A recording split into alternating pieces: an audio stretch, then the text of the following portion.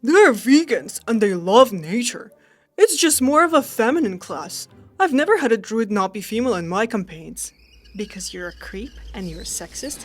Good morrow, fellow Fantascapists, it's Val here, and today we're gonna be diving into and judging some D&D themed Am I the A-hole Reddit stories. For those who don't know or simply want to hear a little bit more of my voice, Dungeons and Dragons aka D&D is a tabletop role-playing game where you and your friends gather up, make up some characters, and go on an imaginary epic adventure. One of you is normally a storyteller, aka dungeon master or a DM, and the rest make choices, roll the dice to determine the outcomes of those choices, and just see where the story goes. I'm part of a D&D campaign right now, and if you want to check it out, I'm gonna link it somewhere over here. Our DM is called Wolfrun, and it's been wonderful. I play a dwarf barbarian. And if you've been living under a rock for decades, Am I the A-hole subreddit stories are stories with people coming with real-life moral dilemmas, asking the internet, aka us, for judgments on their alignment. There are two major alignments in these stories. A-hole,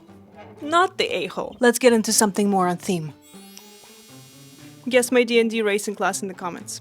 Our first story. Am I the a-hole for unaliving a friend's player character in D&D?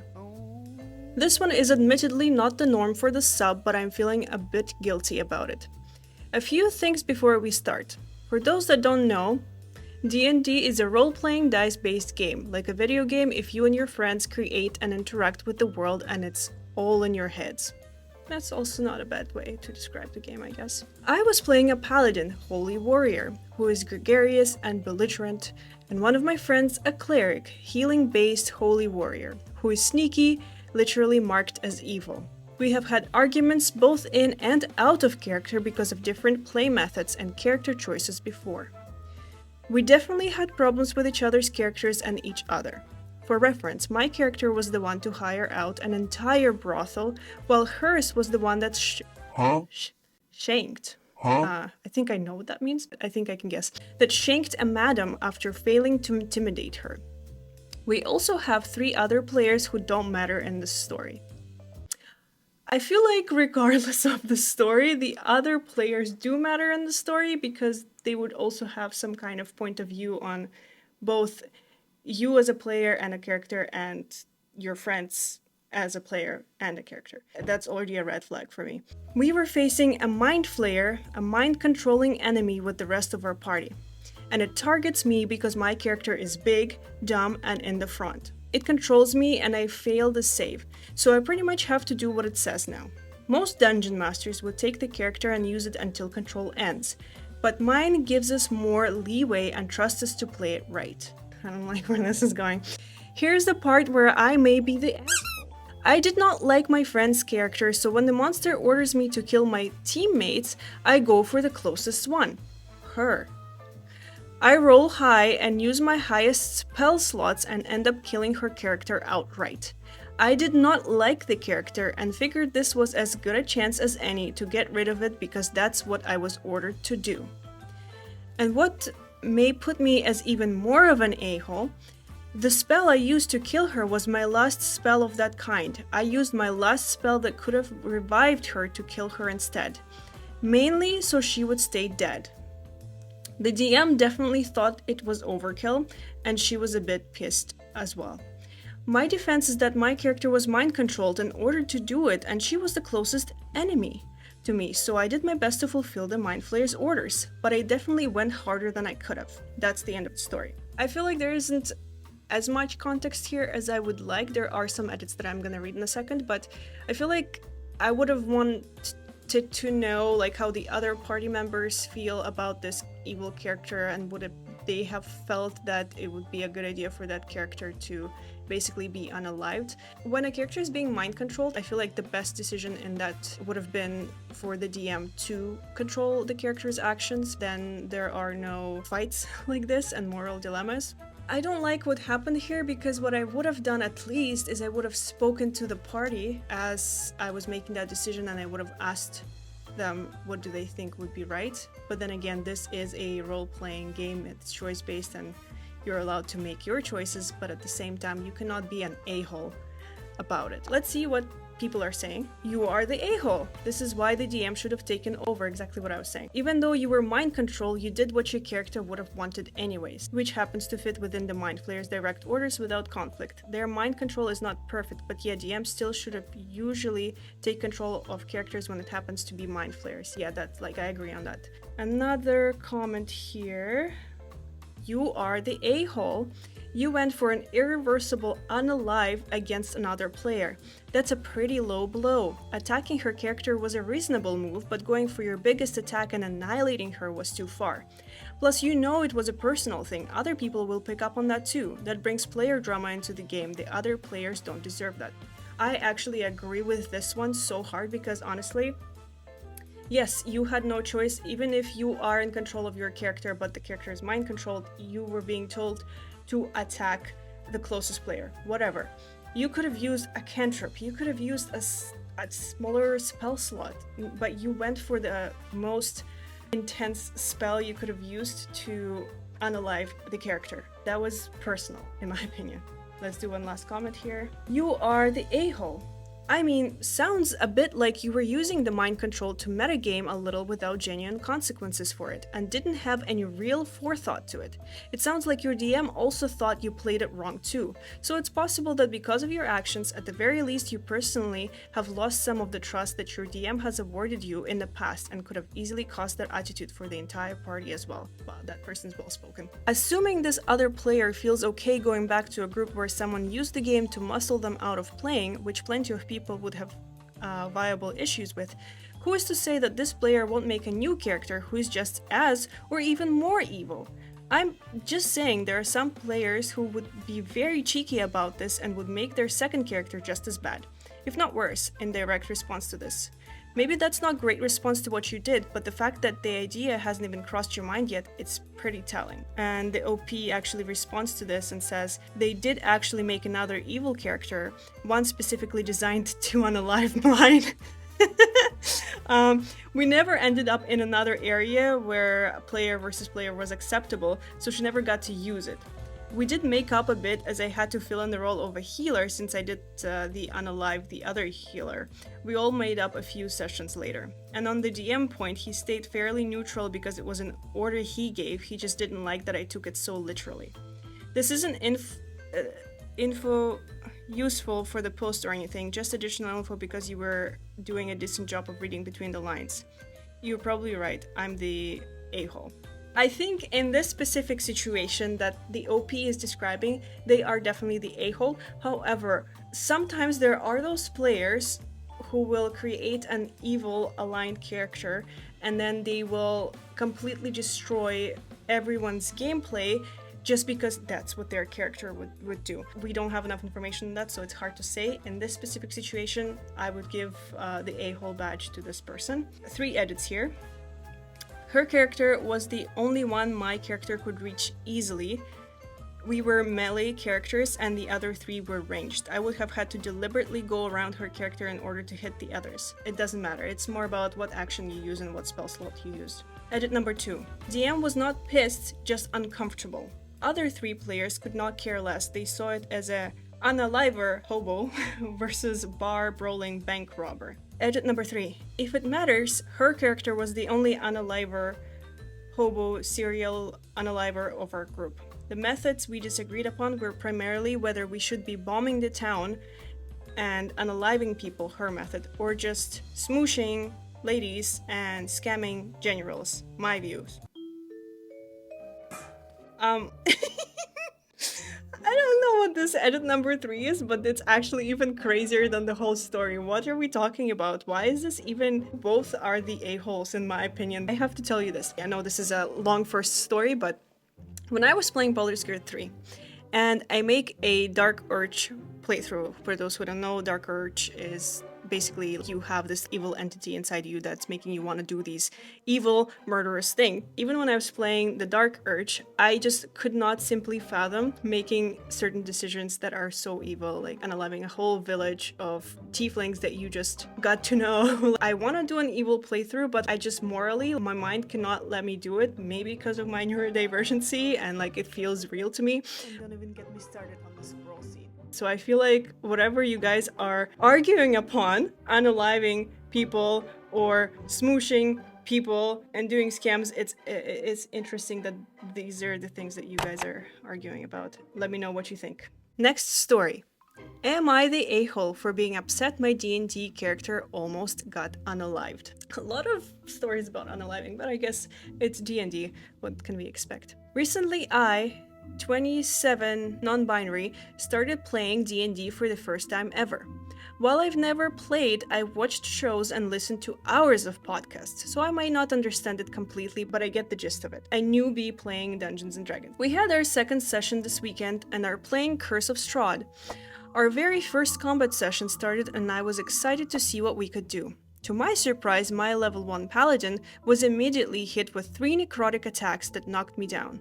This was the first interaction and I wasn't even given any kind of a chance. I was floored that at a level 1 monster was able to one-shot me. I questioned the DM in a joking manner that we are only level 1 and it's wild to be hit like that so early. He laughed and we continued the session. My paladin was revived, but I was kind of out of it for the rest of the game. After we finished, I privately messaged our DM that maybe he was being a little harsh with the attacks as I had never seen beginner monsters club you down like that. He responded that it was exactly as written in the campaign and that I should get used to having my characters unalive. I won't lie, I was hurt and asked if he was serious. He assured me he was. Because of this, I'm having serious reservations of continuing the campaign and it's soured D&D as a whole for me. I'm aware everyone plays different, but I'm also new to this while everyone else is a seasoned player. I haven't spoken to our friend group or our DM since then, and as the days have gone on, I find myself more and more angry at how unfair it was. So was my anger uncalled for, or am I just being so sensitive about my first character? My character in my campaign with Cole, Gleaming Wildfires, has gotten unalived so many times. It's just how things go in D&D. You can never predict what's gonna happen because it's based on your dice rolls. It's very possible for you to be unalived in your first or second session, especially knowing that this is an imaginary game. I'm not very things are off limits for me in most cases, as long as it's respectful and it's everyone else is having a good time and everyone else feels comfortable. I'm comfortable as well. This character wasn't even unalived. I wouldn't call you an a-hole per se, but if the OP would leave the group just because of that, I would call them an a-hole. In this case, this person's just probably not very well aware of what D&D is all about. First comment here. Oh god, this is not for you. Your reaction is dramatic. I bet the other players were annoyed by your energy. You're being upset for no valid reason. You are the a-hole. I don't disagree with that. I don't think this comment should have been that mad and evil towards the OP. If it's their first time playing and they're a beginner, maybe they spent a lot of time making the character and they were really scared that they were gonna lose the character. Next comment, being upset for a little bit? Fine. And then they quote, haven't spoken to our friend group or our DM since then, and as the days have gone on, I find myself more and more angry at how unfair it was. But this is over the top. Either make a new character and rejoin the group or find a different group. They didn't even have to make a new character because the character was healed and it wasn't actually unalived in that session. So it seems like everybody is calling this person an a-hole. You are the a-hole. Welcome to D&D. Characters die. Damage, etc. is all determined by dice rolls. There was equal chance that the attacks would have been missed. I'd say most players get attached to some of the characters they create, but they still accept that sometimes those characters die. When your character gets unalived, you just make a new one. Avoiding speaking to your friend group because of game is silly. Update from the OP. I love when we have updates. For everyone telling me to grow up a bit. Yeah, I see it a lot more from that side now. I am incredibly attached to my first character and I do think I'm being a bit whiny about the whole thing. See, like I said, yeah, it's their first character and my first character, I also felt really attached to them, but I wouldn't have had such a reaction to being unalived. You just make a different character. Maybe make a connection, like a sibling of theirs or something. Unless there was a special connection to that character. Maybe it was based on something from their real life. You never know, right? I've contacted the group we play with, and no, we didn't discuss how hard or easy this campaign is. We were told it was a horror one, and I didn't look it up or research it, so I didn't spoil it for myself. My friends were very kind about the whole situation, and I apologized profusely for being a baby about it. They've been playing for decades now, now so they remember their first characters too.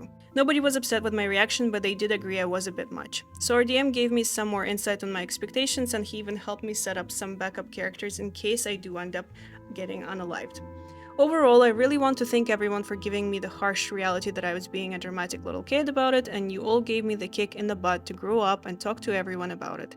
I've got more of an idea of what to expect now, and we're all on the same page. I like this OP. I like that they owned up to them not being exactly mature about this whole situation, and I like that their group was mature about it, and that the DM stepped up and helped them maybe have some backup characters, because then it kind of takes away the stress of only having the one, and now you have some other characters that you could be excited to play. I like the ending of the story. Let's move on to the next one. Am I the a-hole for telling the DM the real reason I won't play women in his sessions? It's a bit of a longer one as well. A little bit of background. Me, my boyfriends, and several others who I know play D&D over Discord. I've known the other players for about 3 years, while the new people I've known only about 3 months. For note, the other players don't know my boyfriend is my boyfriend, and it hardly seemed worth telling. First, DM. He was a great DM. This is not Steve, but he was a player in this. Upon starting this campaign, one of the new players, Steve, said he would start a new campaign as well. Wondered if we were interested. I started making up a character, and after expressing my interest in chat, 2 girls messaged me warning that while his campaign was okay, he had a really bad sexist streak and would hit on your character, etc. So I chose to be male. Well, I've been a female for my entire life, why not try it? I ended up rolling a druid dude. Upon our first session, Steve was surprised. Quotations, I thought you'd be playing a girl. You do know that druid is more of a girly class, right? Huh? I'm sorry, but did we forget about Daddy Halsen? He also has a squirrel scene, by the way, but a very different one compared to the dirge. I don't know how you determine what a girly class is in D&D because I have never heard of such a thing. I replied that I didn't think it mattered and wanted to try something new. He got really irritated, saying that he wanted everyone to play their biological gender. Who are you to say that? I was the only female out of a group of 5 players. I asked why, and he said it would make the roleplay more realistic. Oh, shut up! Oh, this one's getting me really upset. He also said he would compromise and they could be trans or AFAB.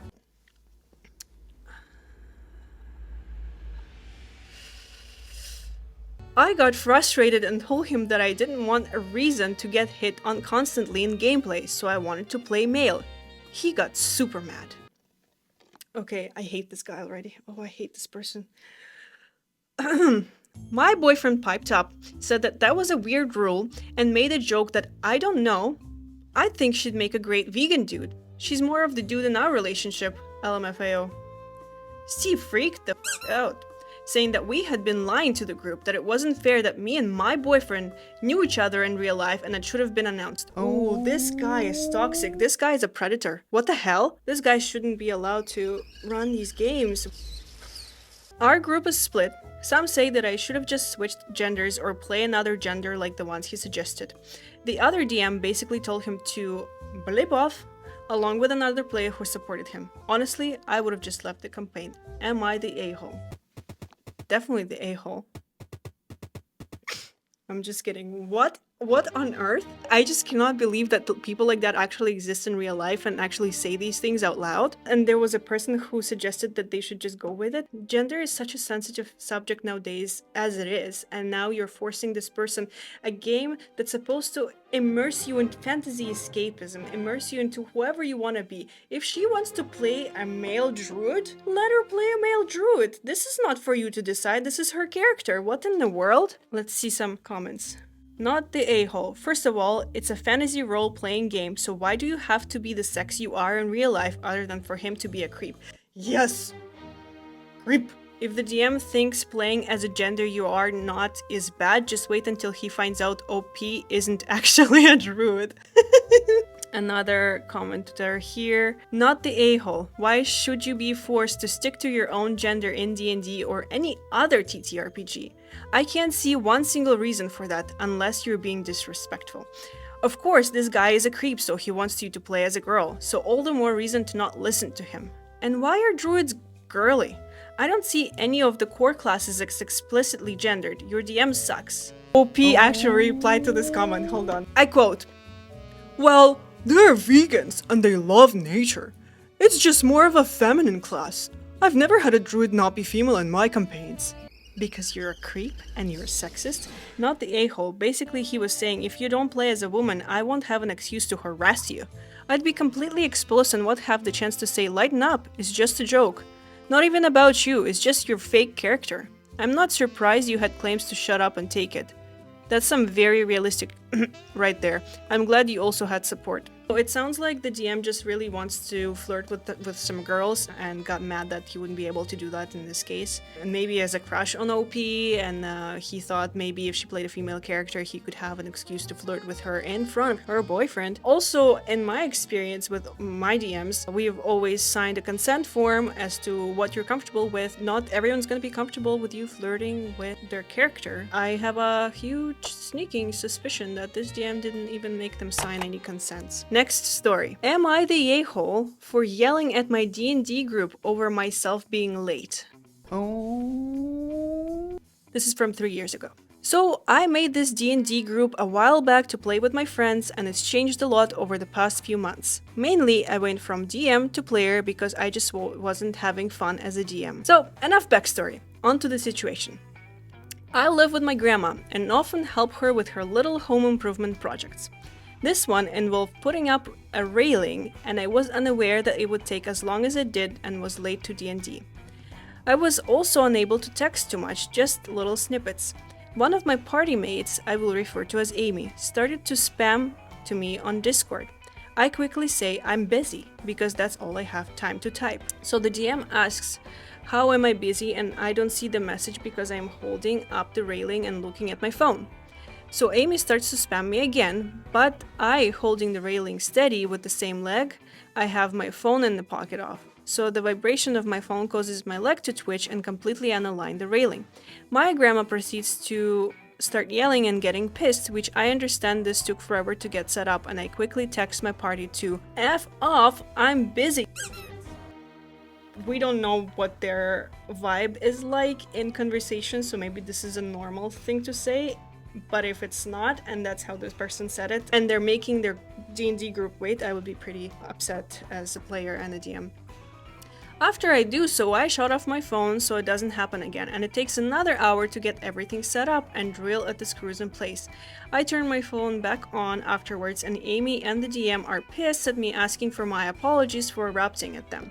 I do apologize, but it feels wrong to me that they didn't apologize to me. What are you talking about? After all that, I wasn't in the mood to play D&D, so I didn't show, and then Amy gets pissed because I didn't want to play. So after all of this, am I the a-hole? Some people... I understand this person is frustrated in the moment. They had a game to play and then they have to all of a sudden do this thing for their grandma, right? I live with my grandma and often help her with her little home improvement project. This one involved putting up a railing, and I was unaware that it would take as long as it did, and I was late to D&D. They could have started the project and maybe managed their time a little bit better, committed to only a certain part of the project, and then said, hey, I have this game, but tomorrow I can help you out with the rest of it. Then again, we don't know what goes on in that family, and maybe the grandma wouldn't understand that there are people waiting for them, and grandma needs this done right away. I don't know. This person seems a little bit self-centered on their own issues. They're not thinking about other people's feelings, and they're not respecting their friends' time that they've allotted for D&D as well, because everybody else has their own lives too, and they also have other things to do. And if they were running so late, they could have just said, hey, I'm sorry, I'm running late, start without me. The DM can always step in for your character, or another player can step in for your character for a little bit while they have to wait for you. You completely canceling on D&D also ruins the gameplay for everybody else. So that was very selfish, definitely an a-hole move. Let's see what the commenters are saying. You could have said, Grandma, please give me 1 minute so I can let my friends know about the change of plans. Then you could have texted the group something like, hey, I got caught up helping my grandma with a project, so I may be late or not make it. Go ahead and play without me, and I'll text an update when I know more. Instead, you chose to do this. F off. I'm busy. You are the a-hole. Absolutely agree on that. The 1% common term. Let me get this straight. You had made plans to attend a group activity ahead of time. But at the last minute, without any notice whatsoever, you decided to show up late because you wanted to help your grandma. Then, when the people you made plans with got understandably concerned, you insulted them in rage. How is there any way that you are not the a-hole here? The next time you're going to show up late or not at all to a group activity, let someone in the group know ahead of time so that they can plan accordingly without having to interrupt you in the middle of something important. This entire situation is your fault, and it makes no sense to take your frustration over it on your friends. You are the a-hole. Absolutely, totally agree on that. I wish there was more of OP comments, but it doesn't seem like OP replied to any of them. You are the a-hole.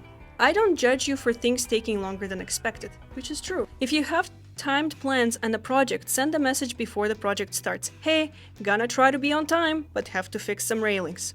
This was all that was needed to stop this from starting. L isn't as for constantly spamming, but if you would make plans with someone and they don't show and I would get worried, then get an I'm busy while I take the time to be on time for a game, it would annoy me too. I guess I understand that as well. I just don't know exactly how much OP actually made it. Like, how late was the OP? Because we don't know how late the OP was, and like, what did they tell the group? Because I don't think OP told us what they actually told the group. Think about it. Your friends all take time out of their schedules to all meet up and tell a story together, only to have one member ditch it with no real explanation. Also, it's not like you only had seconds to type the first message, just type 1 sec, busy fixing railing, would have calmed things down. 2 edits here. Apologies for all this, as this is my first post, but I forgot a few key details. Okay, we have some key details in here. The group is online. When I was DM, I never expected people to show all the time. Other people had been late, but this hadn't happened to them. If you have other questions, let me know and I will do all I can to answer. All of these details on this edit were not very informative. Oh, other people have been late, but this hadn't happened to them. Okay, so what was the situation like? Did they explain what happened? Did they say, hey, like, start without me? Like, there's so many things that could have happened in this situation. Just because the group is online, I think they did mention Discord in here, does not excuse you not showing up still and not telling people where you are. Just because you never expected people to show all the time does not give you the right to not show to other people's game, because everybody has different rules and expectations, and that should be discussed at the beginning of your campaigns. Edit number 2.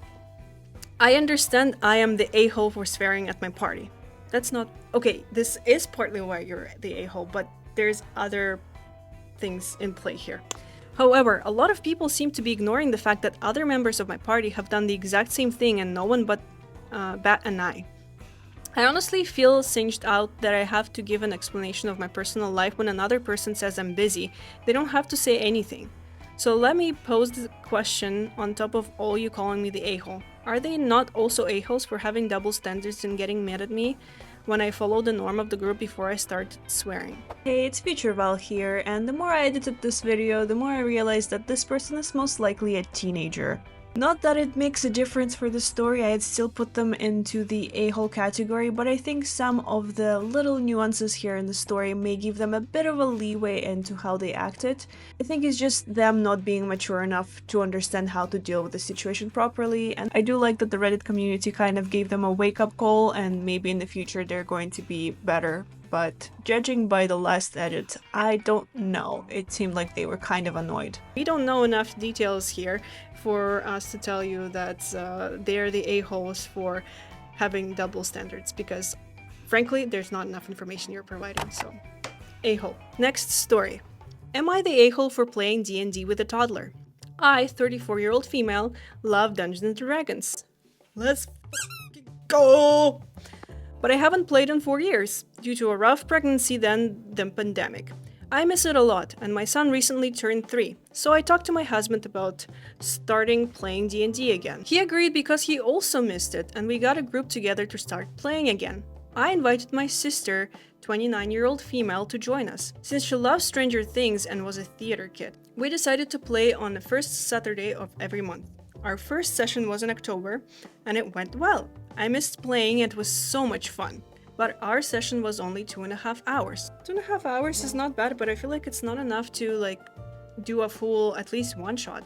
About 2 hours into the session, my sister started sending me texts asking when we would be done, and calling me selfish for leaving my son with my mom for so long. I got sick for that after 20 minutes, so asked my husband, the DM, to wrap it up even though we just started a dungeon. My husband was upset because he likes long sessions, and before we had a kid we used to play for 6 to 7 hours, which is usually the basic time, 6 hours or so for a full D&D session with a break. We have our second session coming up this weekend, and my husband has established that he wants to play for at least 4 hours or preferably 5.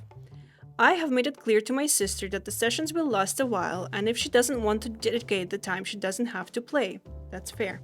She said she still wants to, but called me rude for expecting someone to watch my son for 5 hours. Why is the sister so concerned with the son being watched for 5 hours? If their mom wants to watch the son for 5 hours and is okay with it, what is your problem? It's not up to you to decide who's okay with what. I agree with that, so I arranged a paid sitter to watch my son for 3 hours, then to bring him to my mom, who will watch him for 1.5 to 2 hours. But now my sister has been texting me and telling me that I'm a bad mom for wanting to be away from my son for 5 hours, and that I'm selfish for wanting to play D&D instead of spending time with him.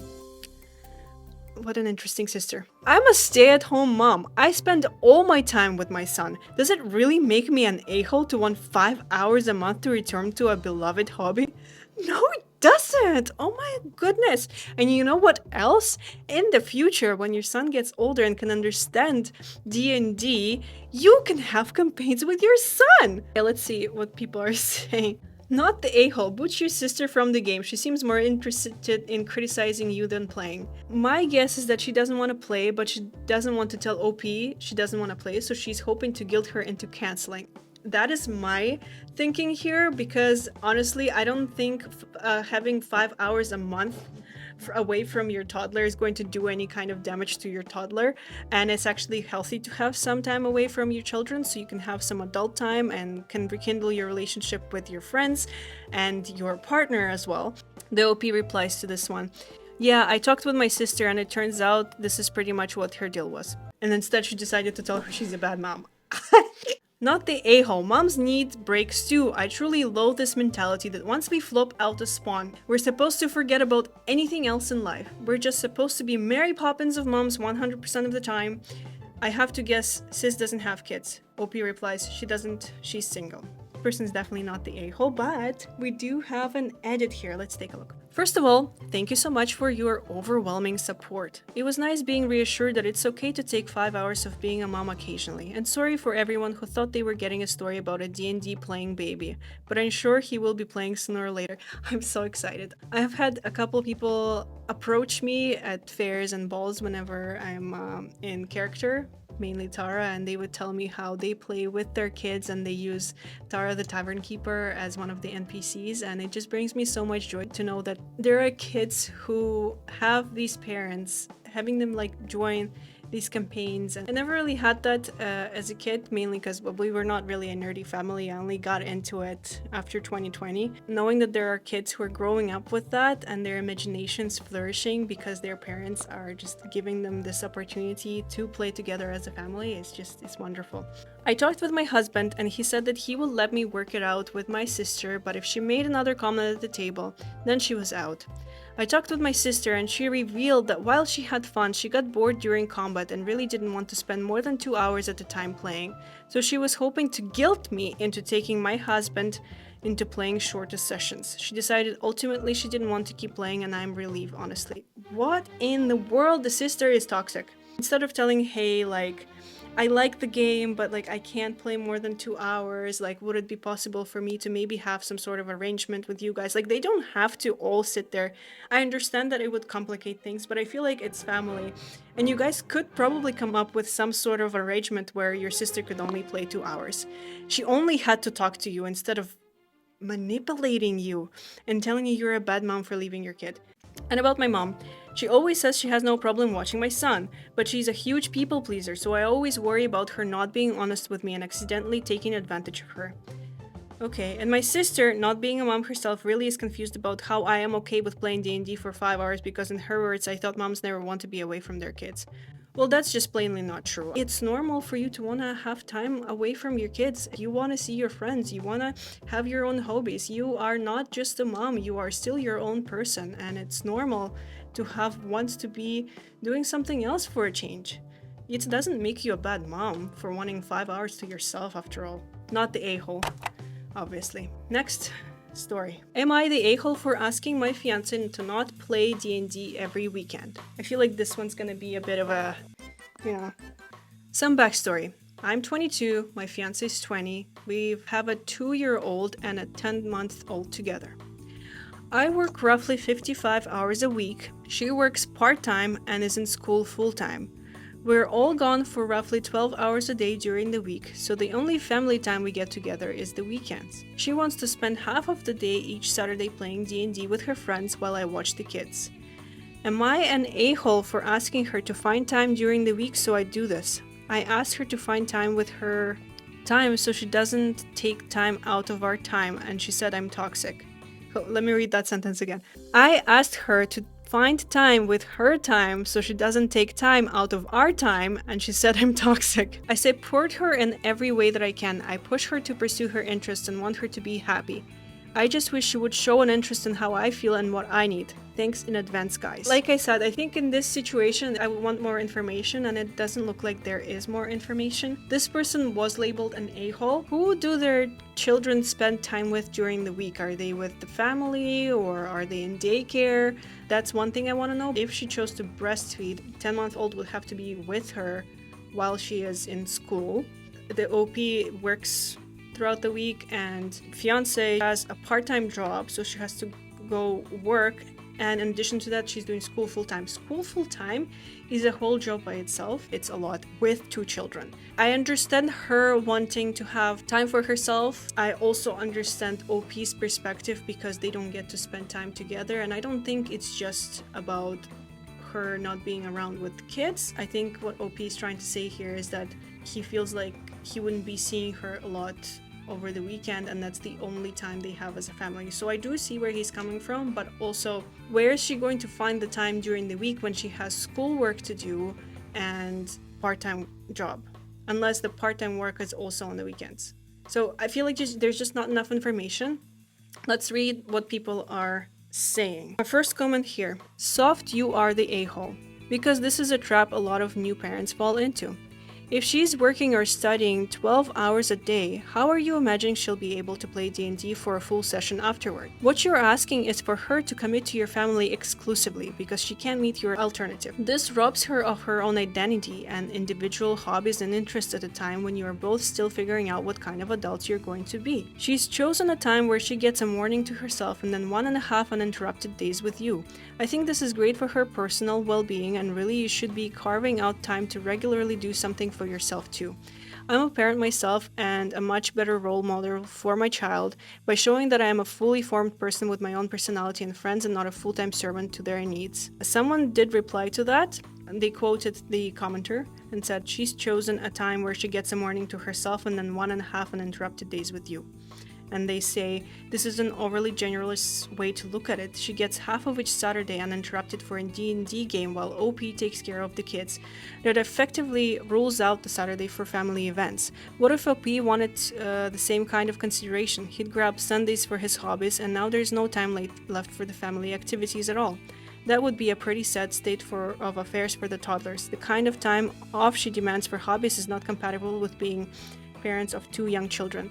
This is why I think this whole post is very controversial, because I feel like you could see it from both points of view and understand why they would feel a certain way and why she would want to have a Saturday for herself, because she is allowed to have her own identity and her own hobbies and want a time for herself, and he is allowed to feel a certain way about them not spending time as a family. Because yes, the commenter is correct.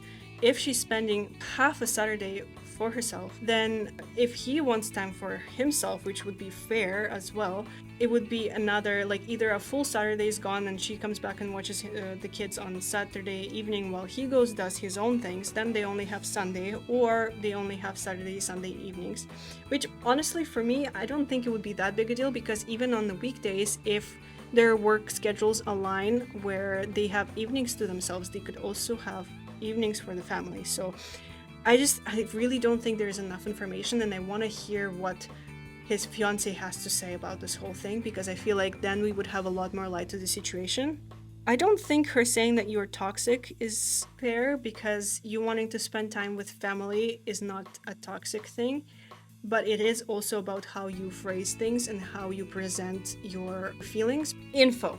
This requires an awful lot of context for a proper response. This is exactly what I'm saying over here. It's important for each person in a relationship to have some independent time for relaxation and recharging. This is doubly true for parents who need to get out of parent mode and remember how to have adult relationships from time to time. The amount of time that each person can afford is going to be dependent on how busy everyone's schedule is. Personally, I don't think having 2 to 4 hours of personal time per week is that much of an extravagant. However, D&D is not 2 to 4 hours per week. 4 hours at the least. And that's you playing the game. I don't know if the person's playing online, so they also have to drive back and forth. How much of that time is travel time, we also don't know, so that could add extra time out of their family. If she chooses to spend that time playing D&D with friends, that really isn't any of your concern. What do you mean? Huh? He's almost her husband.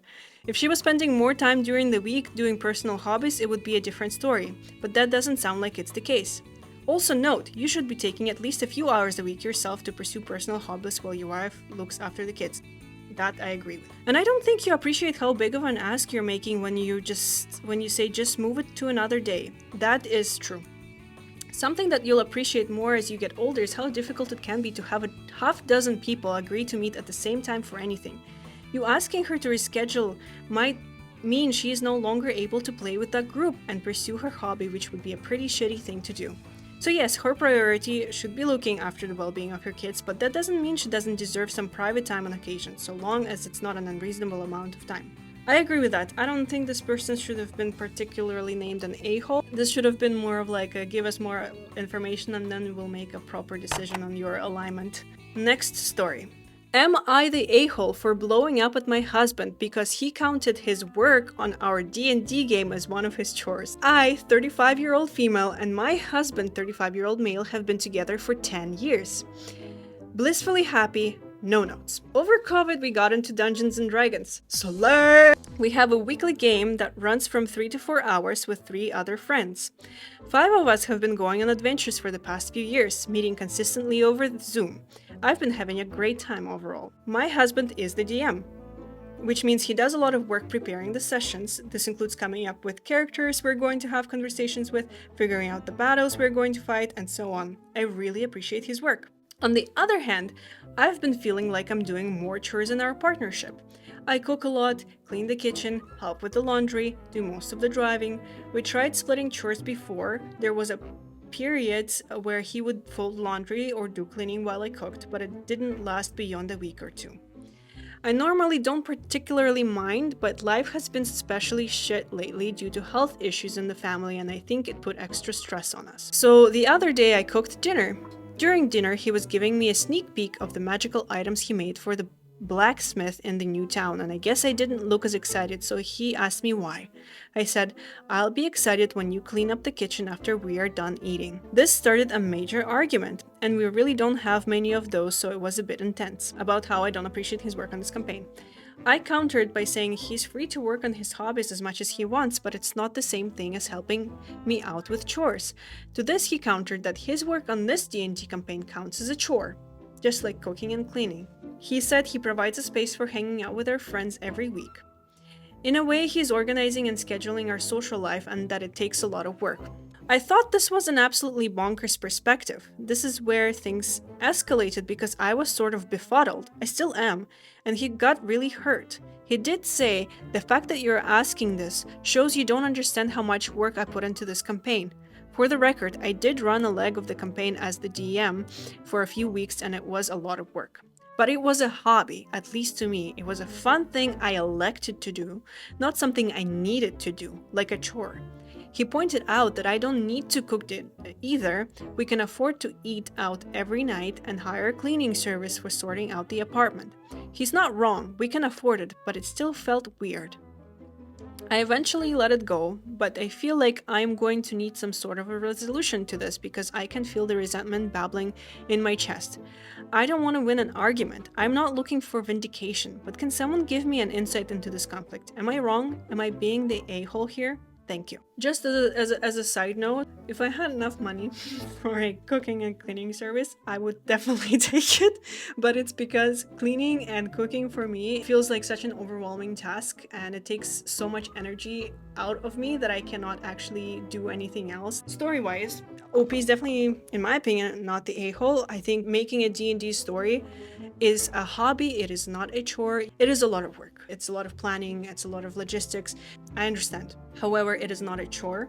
And when two people do chores together, it takes half the time to do them. I don't know if OP has ever discussed this with their husband. I know that they have had, I just imagine being the partner, the husband here, coming up and like showing all these exciting things that I've been working on, and her replying, I'll be excited when you clean up the kitchen after we're done eating. I definitely would be a little bit surprised and on edge for a conversation like this to happen then, and then it would cause a fight. Bringing up things that you're upset about shouldn't be like a bottled up situation. You should talk to your partner about it. I'm a person who tries to look at the situation from sort of like both points of view and kind of tries to understand like where everyone's coming from, because it's really a two-way street, especially in relationships. You have to have good communication skills and you cannot be passive aggressive about it, unfortunately, because then it's not going to lead anywhere nice. First comment. Hobby time is hobby time and not chore time. Not the a-hole. I GM'd for 5 years and it is a lot of prep work, but that's hobby time. That took away from time spent painting, miniatures, of reading or other games. It did not prevent me from cleaning, cooking, etc. Laundry still has to get done. His argument is laughable. I agree with that. This is another commenter here. I think this one's gonna be a good one. So I think you've been blissfully happy because of your tendency to just let go. You've let it go to the point that now that he has something that involves work is seen as a chore when it's firmly a hobby. Just ask yourself how many times you've bitten your lip or just put a complaint aside to keep the peace. I think him calling D&D a chore is very dumb and stupid, but I do think that you keeping things inside yourself and not telling your husband in a calm manner, having a conversation that maybe he should do more chores and contribute a little bit more to the housework would be a good idea instead of just boiling it inside your brain for so long. Oh, someone said something interesting here. Okay. It has to be a chore for someone in the group though. Like, yes, it's a hobby, but if nobody is putting in the hours to craft the campaign, everyone else's hobby goes away. If OP is fine with scrapping D&D night, then you don't need to factor those hours into the chore divide, but it does seem like OP wants the game night to continue. It's not a chore, you're still choosing to do this, and I do understand that for a DM, it takes a lot more work because you have to do so much planning. If there are any DMs out there, I would love you guys to give us your take on this story because I feel like this one, I think, has some controversy to it. Someone said, I did the DM thing for a bit and it's a lot of work. I had to eventually take a break from it because I now have a job that takes a lot of time. Still, after 2 years of not playing, I have friends asking me every month or so about DMing again, or if I consider it, or hinting at it. It's a lot of work, and when you have a group of people who look to you for that nice getaway time from their own daily grinds, it can start to feel less likely like a hobby and more like something you need to get done for everyone involved. Now, that isn't to say that this person couldn't also come up with some concessions. Maybe cut down on the amount of sessions, maybe discuss things with the group like, we gotta cut down time this week because I need to get XYZ done, or maybe we could have one of you do one shot every 2 or 3 sessions or so to ease some of the time it takes for planning. I feel like there are ways to go around the situation, but you have to have clear communication. DMs, please tell me. Our last story. Am I the a-hole for not ending a D&D in-game relationship between mine and a female player's character even though my girlfriend wants me to? First off, please don't judge my language too hard, I'm not a native speaker. I, 30-year-old male, have been playing pen and paper for a long time, and half a year ago I finally started playing D&D. I joined an ongoing homebrew campaign of a friend, and during the sessions my character and the character of another player, 28-year-old female, get along really well. Their background stories are similar and their chosen personalities fit together. Since some time now, they stick together, look after each other, which lead to the other players calling them the freak couple, Reborn and Drow. Both aren't common in the world we're playing. After a session some time ago, the player asked me if it would be okay for me if our characters tried getting closer and becoming a couple, and I said sure, let's try it.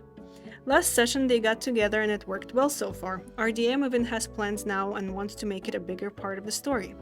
When I told my girlfriend about it, she was kinda annoyed and jokingly said things like, "Wow, seems like a real girlfriend isn't enough," and so on, but after talking to her, she admitted she doesn't like the idea. I've told her that there's nothing going on between me and the player, and it's only the characters, but she still doesn't like it.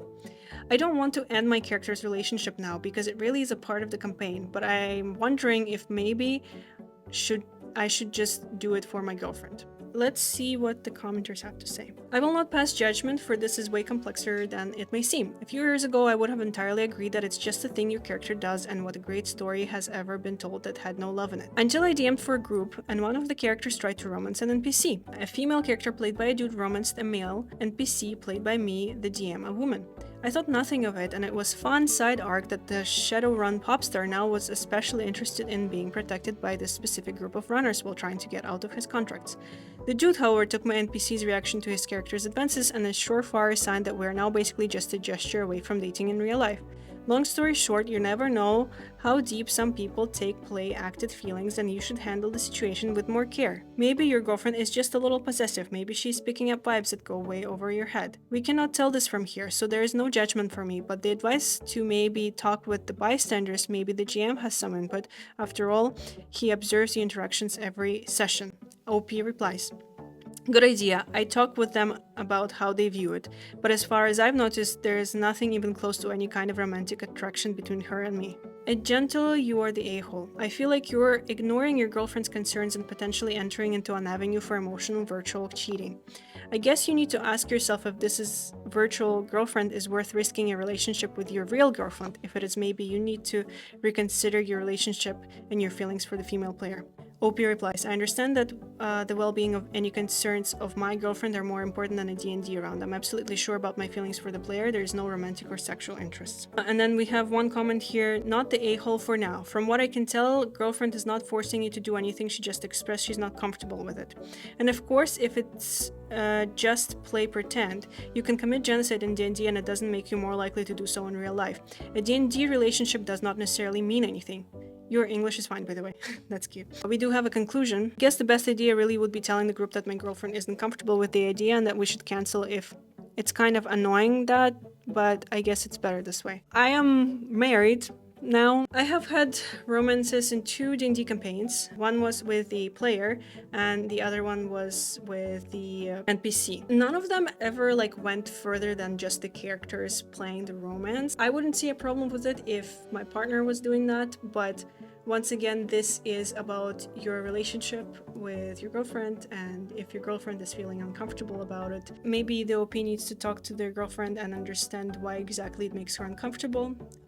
And if it does make her super uncomfortable and if there's a certain reason, it's best to just not do that romance thing. I don't think it's that big of a deal in your D&D campaign to somehow play it into the story that these characters are just not going to go further, especially if it makes your girlfriend feel so uncomfortable. It also feels like the girlfriend does have some insecurities. If you don't explore the situation further and you just let your girlfriend be after she has express she's feeling uncomfortable with the situation and you just continue going with this relationship in D&D, that would be an a-hole move for sure. That's all the stories I had for today. Thank you so much for watching. Leave your thoughts and opinions below in the comments.